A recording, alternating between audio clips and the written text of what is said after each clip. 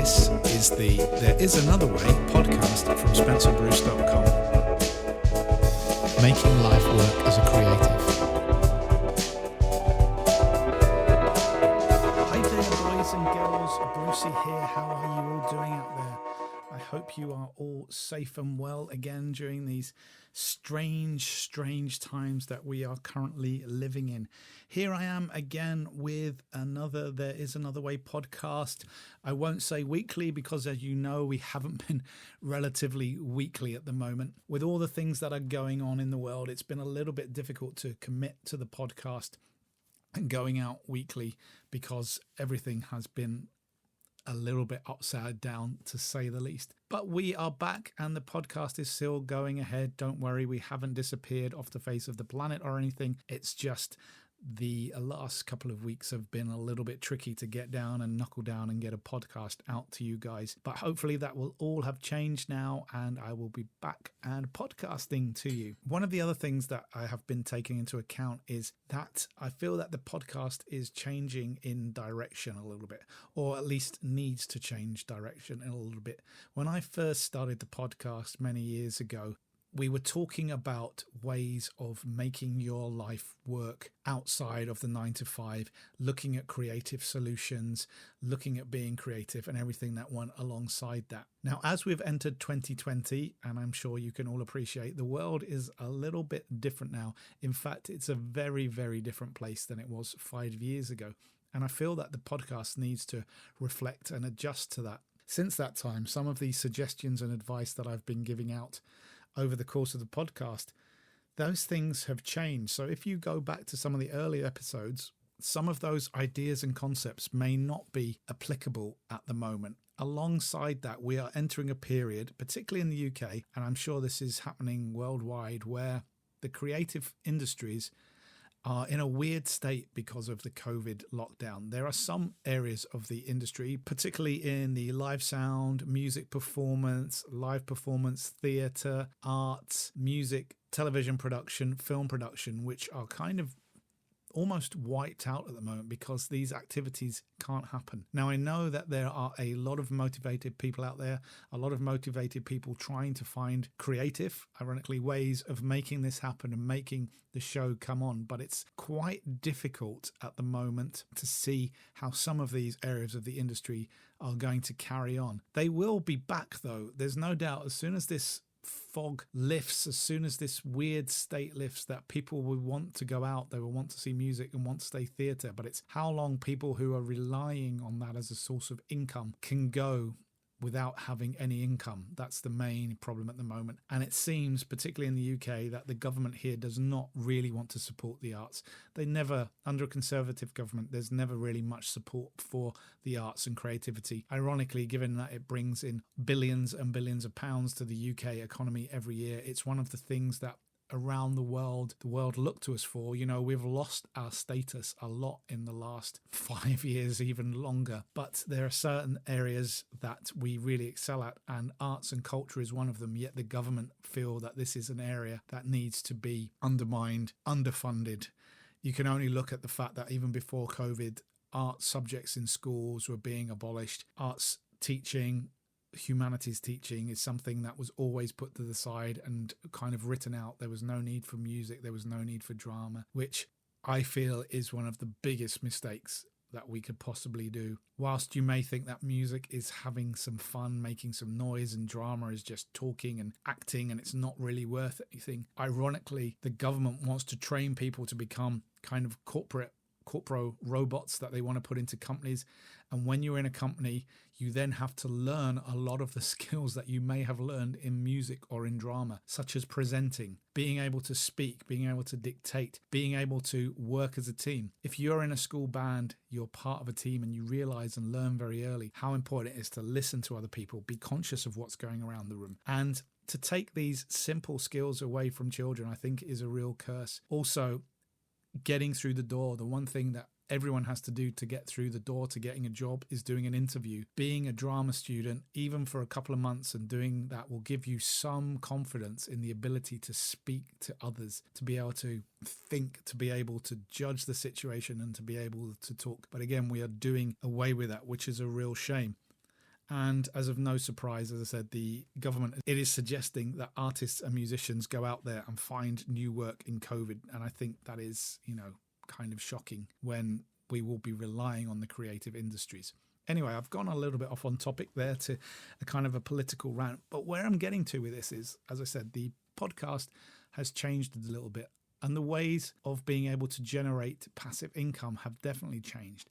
And because of what's happening now, there are many people in these positions of losing their jobs who are also jumping on, for a want of a better word, the bandwagon, the passive income bandwagon, putting out YouTube content, putting out all these bits and pieces. And it feels like the market has become somewhat saturated. I have mentioned this a few times in previous podcasts, but it feels more now than ever that online is the only place where people can be. Online is the only place where people can sell their services. So they're jumping onto all of these platforms. It's becoming crowded and it's becoming very generic because we are getting identikit promotional material. We're getting identikit sales funnels. We're getting all these things which are pretty much identikit. So as a result of that, and from some of the great chats that I've had recently on the podcast, do go back and check out some of our fantastic guests recently, that there is another way too. There is another way.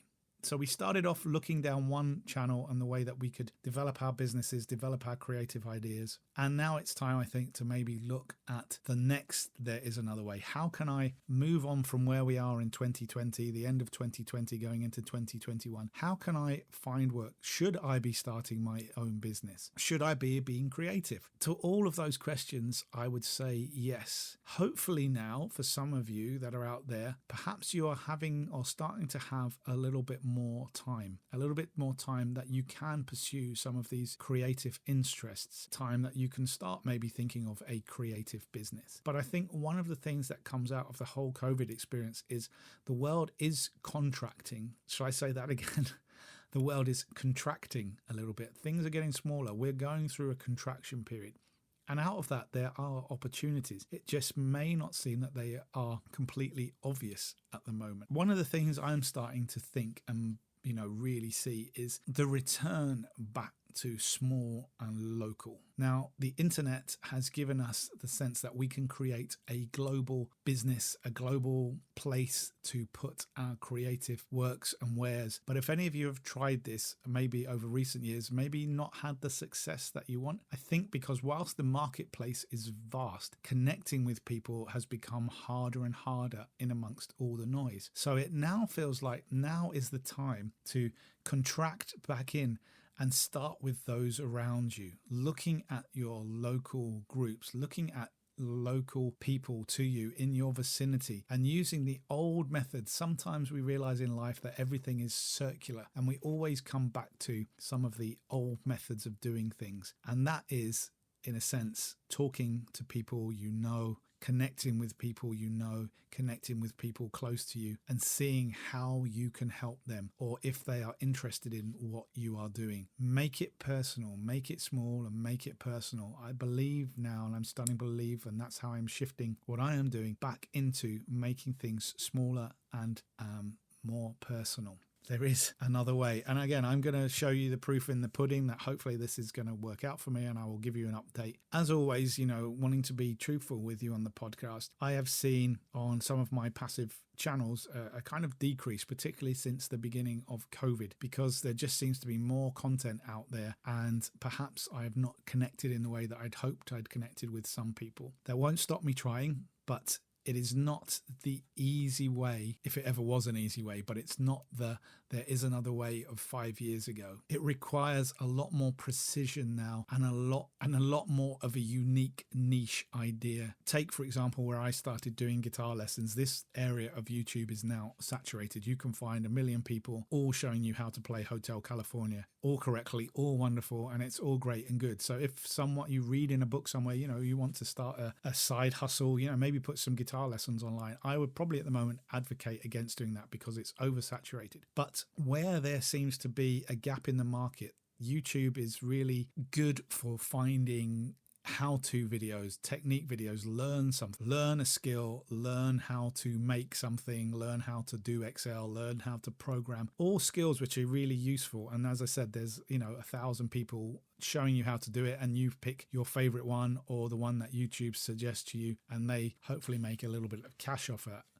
But what YouTube seems to be lacking in, because I don't think and I don't believe it works this way, and this is also a problem for online in general, when it comes down to the ideas, when it comes down to the creativity, this is something that needs to be a process that is gone through and cannot easily be learned and taught from reading maybe a blog post or watching a video. It needs something that needs one-to-one interaction. You need something to be guided through. So I'm feeling again that these small ideas, taking away from just putting out content on how to, but putting out content that gets people to think and is a little bit different and quite niche, is where that kind of area of the market has now gone towards. And that was what I would be encouraging people who are thinking about there is another way lifestyle, or thinking about changing things, to maybe start concentrating. Maybe some of the books you might be recommended are maybe a few years old now. And if they're telling you it's all about social media and it's all about influencing and it's all about these things, yes, but I think that was a few years ago. Now the idea is to be unique, to be different, but also to think small.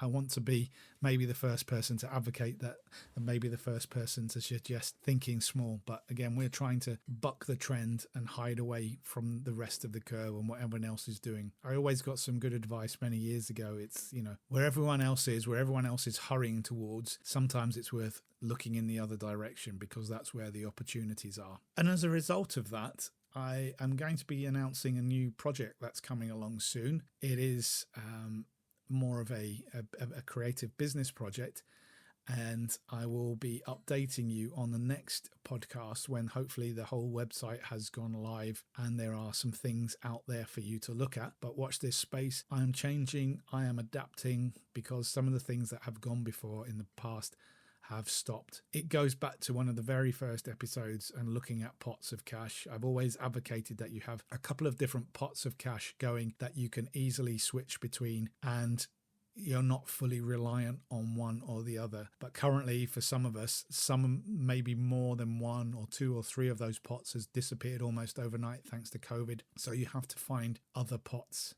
So I want to talk a little bit more about that on the podcast. But on top of that, I'd like to, consider the concept of creativity a bit more. I feel that some of the feedback that I've had from some of you guys is that you quite like it when we talk about being creative. I know that's in the tagline of the podcast. I know that we've tended to focus on the kind of ideas more than the business ideas, more than the kind of creative ideas.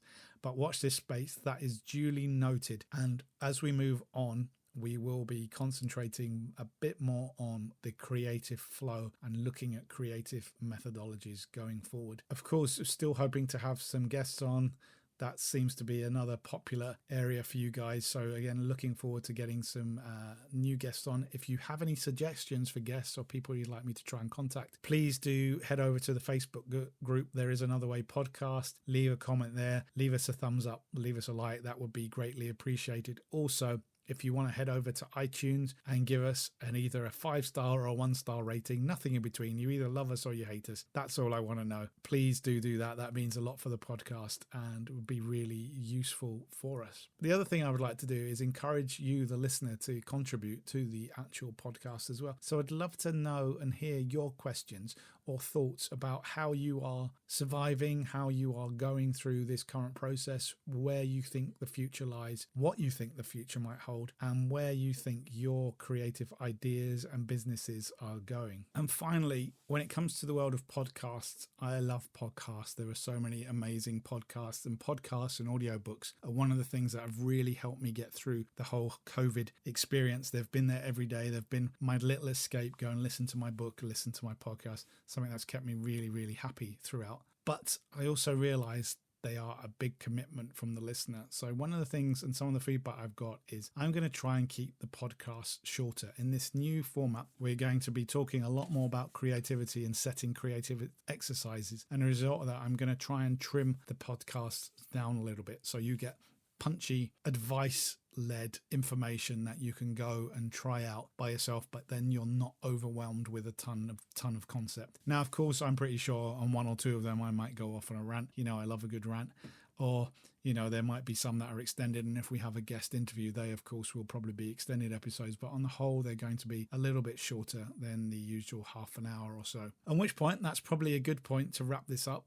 Thank you so much for listening. I really look forward to hearing your feedback, perhaps answering some of those questions I asked a little bit earlier. More importantly, I hope that you are all safe and well, both from the disease and also hopefully not suffering with any kind of mental issues, because this has been a really hard time for so many people out there. I just hope you're all doing safe. And if you just want to drop us a message, let us know that you're doing okay. Or if you want someone to reach out to and talk to, please do drop the podcast a message if you don't feel like dropping it in the group, just to check in and make sure you guys are doing okay. Anyway, take care for now. I've been Brucey, and I will catch you later.